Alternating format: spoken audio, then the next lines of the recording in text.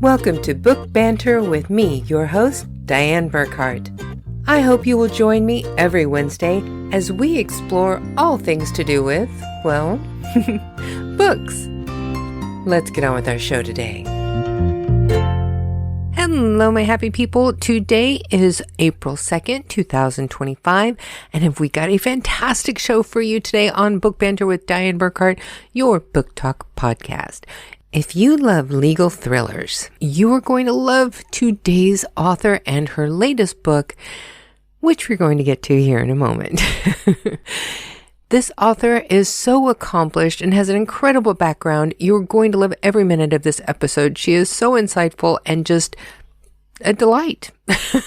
I don't know another way to put it. It was so much fun, not only having this chat with her, but you know it's a good interview when you really enjoy it, when you're listening to it again as you're doing the editing, when you're just as thrilled and as engaged as you were during the interview.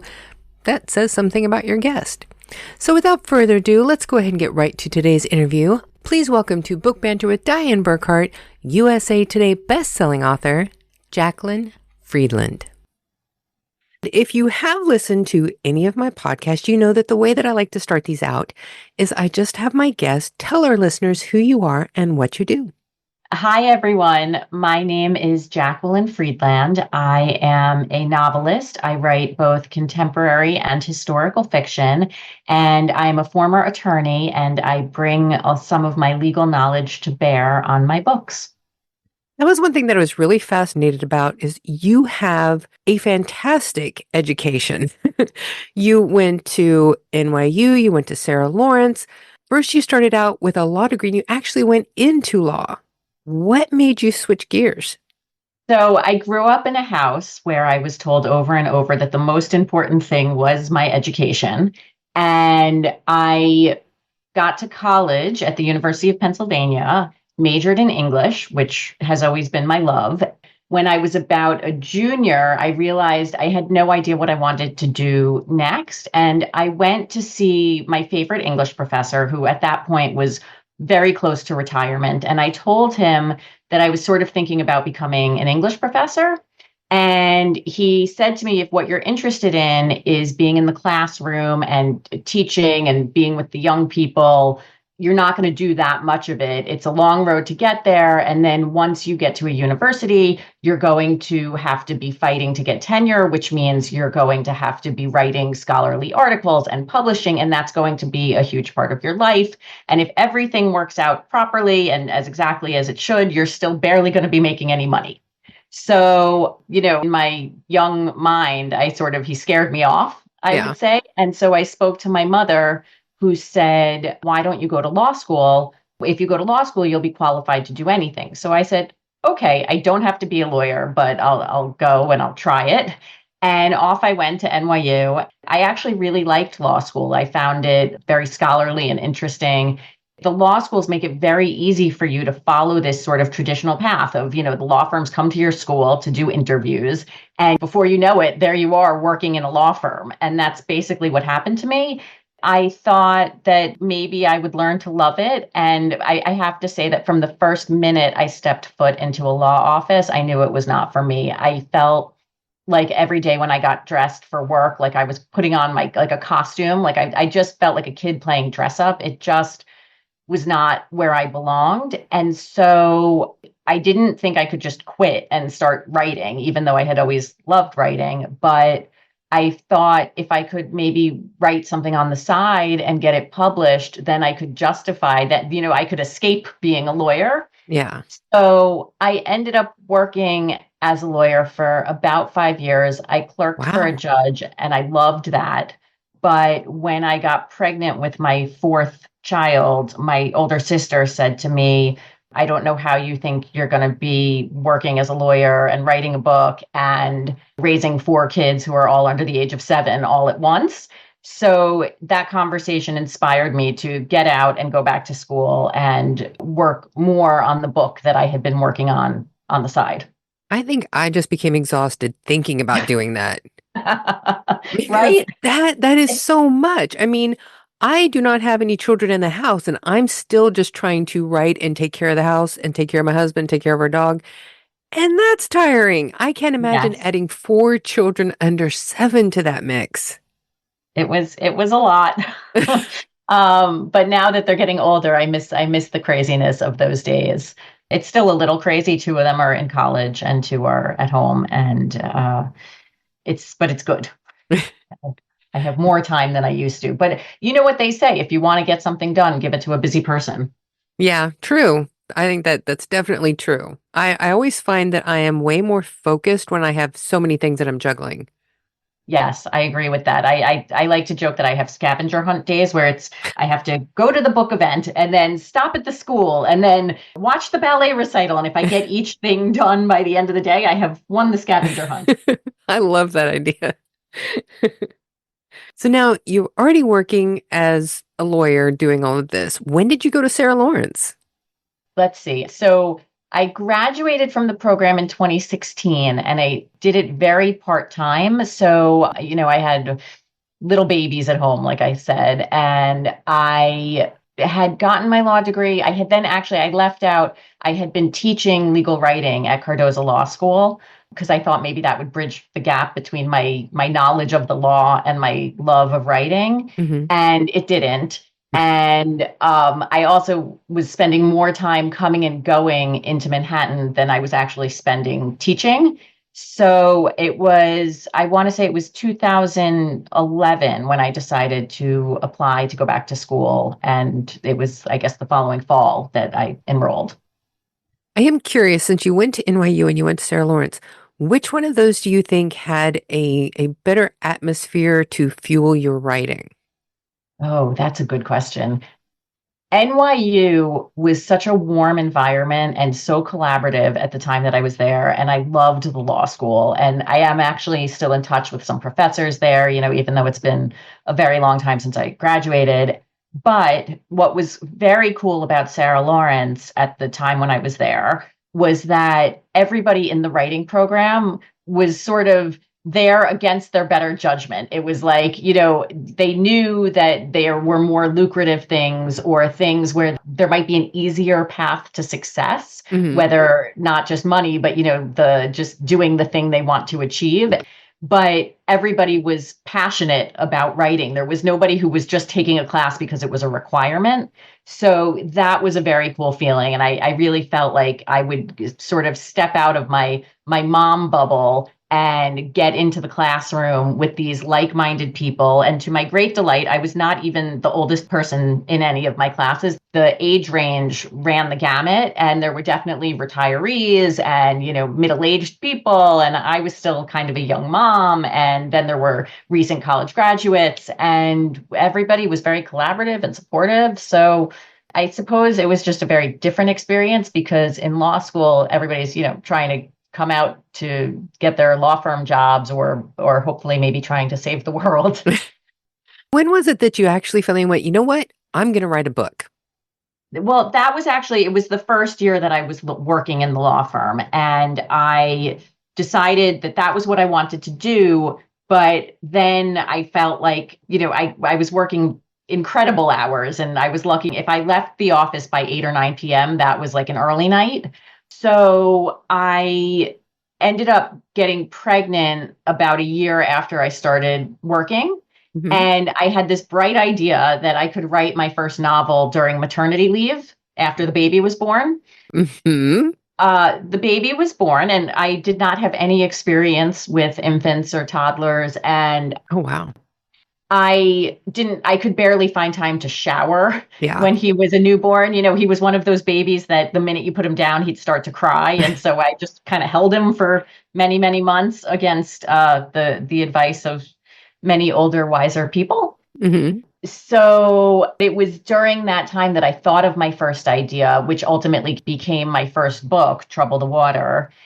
As the baby got like a little bit older and I went back to work after maternity leave, I found ways, on the weekends and at night when he was napping or sleeping to just write a little bit and to do some research. And because there were so many other things going on, I would say it was ultimately 10 years from that moment to when I finished the book and published it. But I was committed at that point and I knew I was going to do it. So where did you get the inspiration for that story? At the time that I wrote Trouble the Water or began thinking of it, I was a huge historical fiction fan. I only wanted to read historical fiction. I now read much more broadly. But at the time, I thought if I'm going to write a book, I should write something that I would want to read. Hmm. And as a student in college and even in high school, I've always been really interested in American history. And as an English major, I often took classes focusing on American literature, which is a great way to learn about American history. Hmm. And the particular era that is of great interest to me and still is antebellum, in the years leading up to the Civil War. I just am still on a daily basis floored by the fact that America as a country existed with slavery and that there was the South existed with women in these beautiful dresses and these opulent homes and these gorgeous parties. And in the old movies, how they would make it seem so incredible. And then you juxtapose that with the fact that they were only able to have this lifestyle because they were enslaving people. Hmm. And something about the whole situation, I just find it really interesting to examine. So I ended up writing a book about an abolitionist. And actually, that was a bit of a love story about an abolitionist in the South who's a secret abolitionist and the young woman who sort of discovers his secret and wants to help. And this kind of brings to mind one of the things that your PR person wrote whenever she was contacting me about having you on the show was she said that you write social justice fiction. Yes. That was the genre that you kind of fall into. So how do you describe that? I'm so glad you think I fall into a genre because I take some flack for the fact that I write both historical and contemporary fiction. And I feel lucky that I think, one of few authors who has successfully been able to write in both genres. I think when I'm thinking of a book topic, my mind goes to the story, and I'm not that focused on the era in which it's taking place so much as the human issues and injustice. And I think that what happened is that I was raised by a mom who was a professor of special ed, and every day she would go to work and teach college students how to teach kids with special needs. And I thought, I was sure when I grew up, I too would have a job where I was making the world a better place in some way. And I certainly didn't feel I was doing that when I was working as a lawyer and representing, tobacco companies in an argument against each other. Yeah. And that was part of why I left. As a writer, I really believe that you actually can make the world a better place by spreading empathy and opening people's eyes to causes that they may not have thought were important, and yet they are very important to some subset of society. So those are the topics that speak to me, and it crosses time periods and locations. And I did agree with my agent recently that I will pick a genre and I will try to stay with contemporary fiction, but my new book that's coming out is actually dual timeline because I just couldn't do it. Well, and I have found that most of the authors that I speak to, they love to write everything. They love to write horror. They love to write sci-fi. They love to write historical fiction. They love to write contemporary. But whenever it comes to marketing, the people who are working for them have such a hard time marketing them when they are writing all over the place. They want it to Yes. be nice and neat in a little box so that they can go find that market and just feed that particular market all the time. They don't want to Yes. have to feed this market and that market over there. They want it to be nice and neat in a little box. But as writers, we don't want to be put in that little box. That's right. I like to joke that my genre is fiction. Yeah, that's perfect. I think I and every other writer out there would just go, yes, I understand that. Uh-huh. Now, even though you didn't stay in the legal field, how does that help you with your writing? Because I'm sure it feeds into a lot of the things that you write about.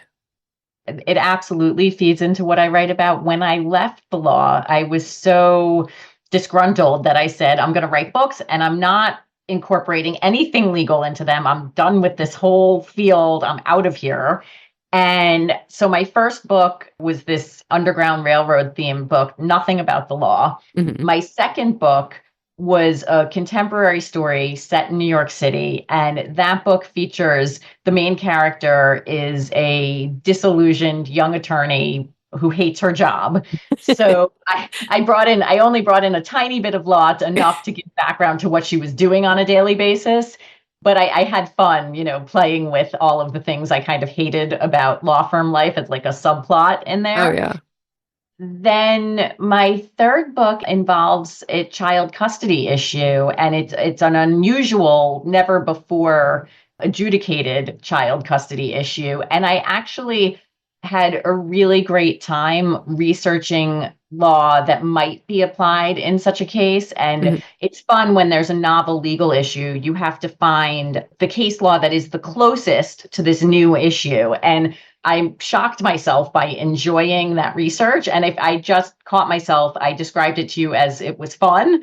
Yeah. So I did that. And then the next book, like the main part of the story is a trial. And I had so much fun going over the transcripts from the trial. It was based on a true story, historical fiction.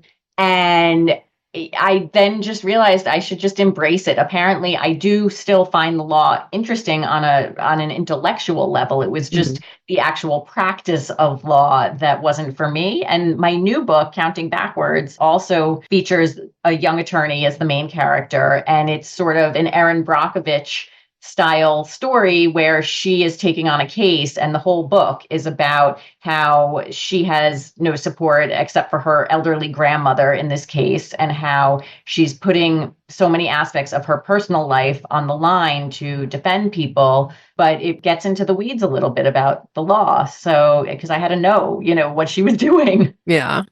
So the case that you used on this, how did you find this case? For the new book, Yes. there was a headline that I read in 2020. The headline said "The Uterus Collector."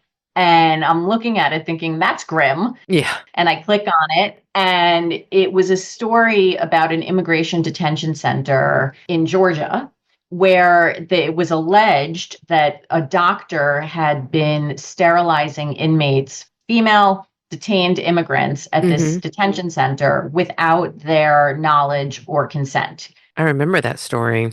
There was a whistleblower, a nurse, who said that these women would go to the clinic near the immigration detention center, and they would be told that they had a cyst on their ovary, or some surgical procedure they needed to have. And when they would wake up from these surgeries, they would be told, oh, we had to cut your fallopian tubes, or we had to take out your ovaries, or we had to take out your uterus. And according to the nurse, this was rampant. And the doctor who was accused of doing this is still out there in the world and adamantly denies that any of this was nefarious or that any of this happened.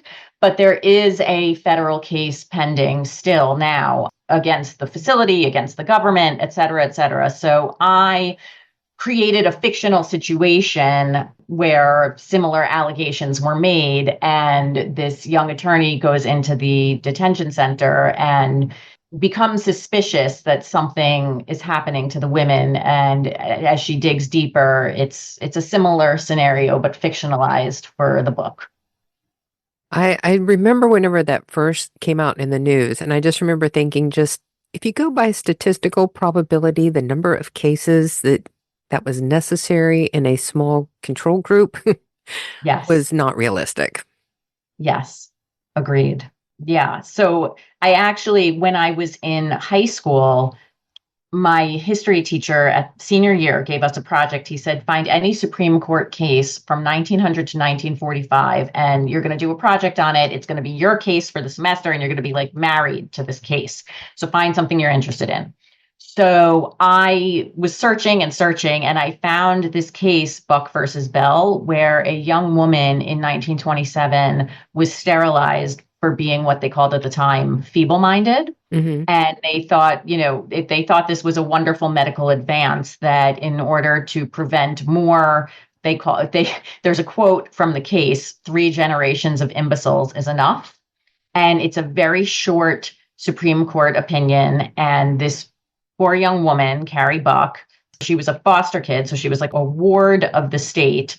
And they felt maybe they could save some money or something, not make taxpayers have to help support people who needed support by Mhm. sterilizing her. And when I read this case that was decided by, Oliver Wendell Holmes and Brandeis, I mean, like real great humanitarian, allegedly, justices. Mhm. And I was floored by it. And I then did all of this research and wrote this long paper for my class. And then I graduated and sort of went off to college and forgot about it.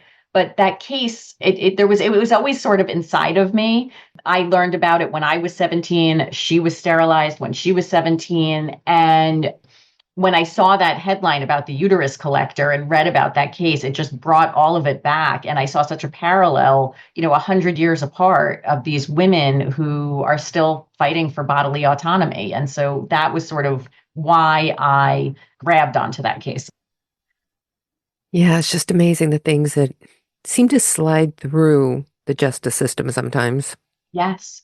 And what's crazy also is that Buck versus Bell is technically still good law, the one from 1927. The statute that allowed for her to be sterilized has been overturned, but the case from the Supreme Court still holds primarily on the topic of due process. But even so, the fact that it's not been overturned boggles my mind. Yeah. But then again, it also isn't surprising. I Right. hate to say that, but it's really not. It's true.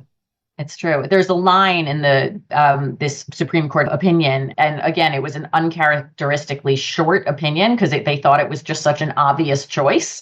Hmm. Where Justice Holmes says it's no different than requiring a vaccine for the good of society. So, take that Wow. as you will. Yeah. Well, and whenever you consider, I don't even remember how far back it was. It wasn't that long ago that people, especially women, could be institutionalized for something as simple as reading books. Yes. That was Yes. actually a criteria for mental illness. Yes, it's true. And the reason Carrie Buck was institutionalized is she got pregnant out of wedlock. And the foster family that she was living with said they didn't want an unmarried girl who was pregnant living with them. So she ended up in the Virginia State Institution. Yeah, it's amazing the things that you find whenever you actually dig into history. Yes, it's very true. There's more to it. This is not in the book, but there's thousands and thousands of women have been sterilized without their consent in America Hmm. in the last century. And they used to, in the South, have something they called the Mississippi appendectomy, where doctors in medical school, they would bring in poor women, usually women of color, and say they were practicing the appendectomy, but they weren't. They were sterilizing them. And these women were never told, they never gave permission, and they could never have kids after those procedures were performed on them. And this just makes me think, there was a book, Henrietta Lacks. Yes, Was it the book's exactly. called what? The Immortal Life of Henrietta Lacks, where Mhm. they took her cells without permission and they're still being used today, even though they have come out and Oh, said that yes, this was wrong, they should have taken without permission, but they're still using them. right. Although scientifically, I don't even know if they could get them all back. I think Yeah. those cells were released in the world and reproduce and reproduce. And I think it was very wrong, but I'm not sure what they can do about it now. Yeah, there's no way to undo it. Yeah. So what is going to be next for you? Well, I'm very excited for Counting Backwards to be out, and I am working on another contemporary fiction novel. It does not have a dual timeline. I have a mostly complete draft that needs a lot of work before I can let anybody see it or know about it. Are you a plotter or a pantser? I am a combination. I always start a book with a question. I like to sort of think, what would you do? And create a complex, layered scenario with no clear moral choice. But I always know what the question is and what the outcome's going to be. And the middle part is where I do the pantsing, and I have to figure out how the characters are getting from the question to the answer. But I actually really feel I enjoy that process because I feel that it almost makes it more authentic as I'm writing because the character has to figure it out as well. Hmm. So I think I'm a mostly pantser with a plotting at the beginning.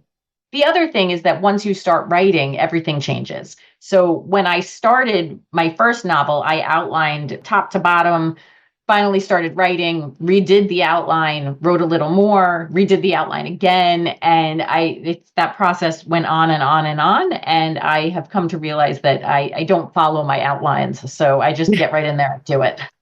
Yeah, I've tried doing outlines. It never goes that way. Never goes. And the characters are going to do what they're going to do, regardless of what you tell them in the outline. Oh yeah, absolutely. So now, is it important for your books to always have a moral to their story? Yes, it's important for my books to always have a moral to their story. I feel that as writers, we have an opportunity to influence people. Hmm. And I I think that while there, because some of the books I've written, I would say there's a moral, but even though there's not necessarily a clear right and wrong of how the story should have ended.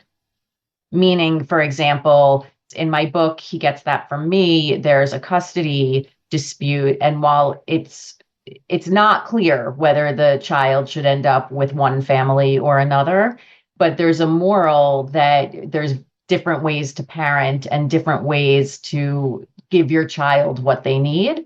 Hmm. So sending a message like that is important to me. Now, this seems like a good time to do our 5 quick questions that never end up being quick, but I just refuse to give up. Are you ready? I'm ready. Yes. So, question 1. What is one thing you miss about being a lawyer? I miss getting to tell people I was a lawyer. That's it.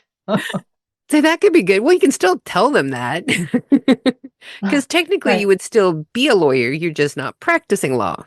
Correct. I am not a practicing attorney. Question 2. What is your favorite family time activity? Ooh. Um, And you could go back to when the kids were actually young and at home if you don't have a lot of opportunity to get everybody together now. right. No, I have a favorite family activity. It's every year on the last day of school or as close to the last day of school as we can do. Hmm. My family of 6 goes out for a special dinner, and we call it the end of the year dinner. And we sort of do a toast to each kid and what they did over the year, their successes and the things that they overcame. And then my husband and I also try to toot each other's horns a Hmm. bit, but it's really mostly focused on the kids, but it's a lot of fun. And I love having them sort of captive at the table with me. So I get quality time, the 6 of us together. That's my favorite. I love it that is such a great tradition. Thank you. I stole it from my own parents who, when I was a kid, every year on the last day of school, they used to take my sister and me to the drive-in movie on Long Island, which no longer exists. And we would do the same thing. It was this big celebration because we completed another year of school, and we would lie in the back of the station wagon, at the drive-in theater. Yeah. It was so much fun. But since drive-in movies seem to be a thing of the past, we go to dinner. And there's better talking at dinner. I miss drive-ins, but there is still a drive-in theater in my hometown. Oh, I'm jealous. But we never seem to get back to visit whenever it's good weather and the movies are going. It's always for like Thanksgiving or Christmas, and Right. they're not doing it then. Yeah, not ideal in that weather. So, question 3. What is one thing from your bucket list that you want to check off this year? I want to see my book in an airport bookstore. Oh, that would be cool. Yes, which I don't have much control over. So does that count? It definitely counts. Okay. Say, have to figure out, I may have to talk to people and see if there's anything that we can do to get that to happen. Yes, please. Question 4. Have you ever been in writing groups? And if so, what did you think about the process? I have been in 2 serious writing groups. One was when I was at Sarah Lawrence. After we graduated, a Hmm. group of 5 of us said, let's stay in touch and keep meeting monthly and writing and critiquing each other's work. And we did that for a few years, and it was really, I thought, helpful and nice to be with these people who I had met in school who were kind of from all walks of life. And the feedback I thought was helpful. And I also enjoyed getting to give them feedback. But then people started moving away and getting involved with other things. And that writing group fell apart. I am now in a writing group with two other authors who live relatively close to me, Samantha Green Woodruff, who writes historical fiction, and Brooke Lee Foster, who also writes historical fiction. And the three of us, we aim to meet and actually sit together and write. And we don't make that happen as often as we'd like to, but we are constantly contacting each other with little questions. And everyone, the three of us all know what we're working on. And if we have a question like, does this seem realistic to you? Or I think I want to make a change to my plot. And we're always helping each other. We're always going to each other's events. We're always promoting each other. And while this writing group is very helpful, I think to my, on a professional level, I also feel these have become close friends of mine, which is a really nice thing. I was actually in an online writing group right before I came in here for this interview. Oh. And I plugged your episode as I left. So hopefully Wonderful. they'll all be checking it out. Thank you. Question 5. What is your favorite author to read when you just want to relax? It's so hard to pick one. I will say that I read an exorbitant amount of romance. Mm-hmm. I find I like to read something different than what I write because I am always worried. I don't want to feel like maybe I saw this in someone else's book or I'm imitating a style. I want it to just be very separate. Mm-hmm. And also I tend to pick apart the books that are very similar to something I might write and sort of see, it's that I'm studying it to see what the other author's doing. Whereas in romance, I can just put my feet up and relax and escape into a story that I know is going to have a happy ending. And of the romance authors, I'm greatly enjoying Annabelle Monaghan at the moment. I think she's a really strong romance writer. Maybe she has a real gift for it. There's a magic in her writing that I really enjoy. And what's her favorite book that you've read? Summer romance.